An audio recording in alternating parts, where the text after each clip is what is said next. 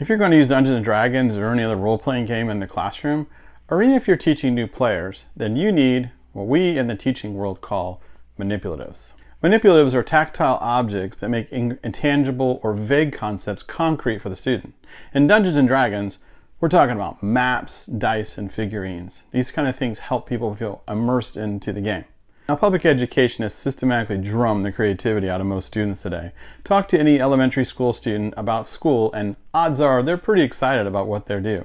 As they do fun games and use their creativity, as they move into middle school, the emphasis is on STEM-related courses and non-fiction text and essay writing.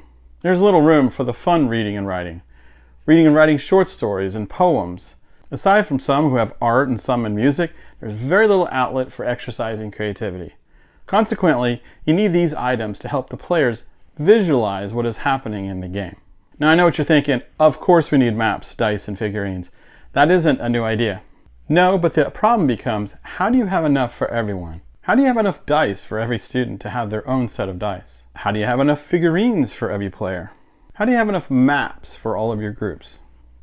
This is how you do it. Maps are perhaps the easiest problem to solve. You have a variety of options to choose from depending on your resources and your budget. The cheapest way would be to use chart paper and markers to make the maps for the groups. They don't have to be ornate works of art, they just need to be rough renditions of the layout of the room or area. If you have a print service and the budget, you can even send a picture and have it blown up poster size, like this one that was gifted to me from another school when they found out I was running Sunless Citadel. The catch here is you need one for each group. If you have some additional funds or donors like I had for this experiment, you can get dry erase maps and draw them out on the maps for each group.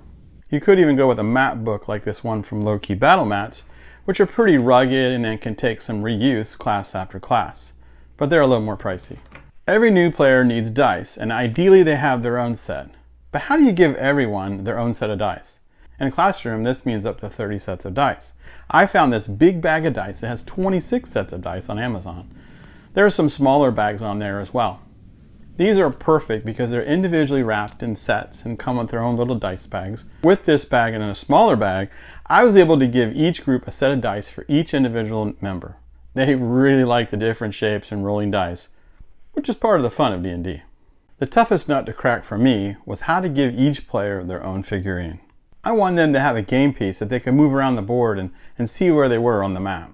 The figurines you buy in the store are not super expensive, around $6 or $7, but to buy 30 of them, that would make it pretty expensive. And what about all the monsters they need, multiplied times the number of 6 groups? The total kept climbing as I thought about how many they would need. But then I found these ArkKnight flat plastic figures. This pack has 167 figures, and though they're a little bit pricey at around $80, they're still less than the 400 or more than it would cost to buy figures for each player and all the monsters that they would need. All the links for the items I shared in this video are in the description, and I do get a small commission for those if you buy from Amazon, but that really helps support the channel.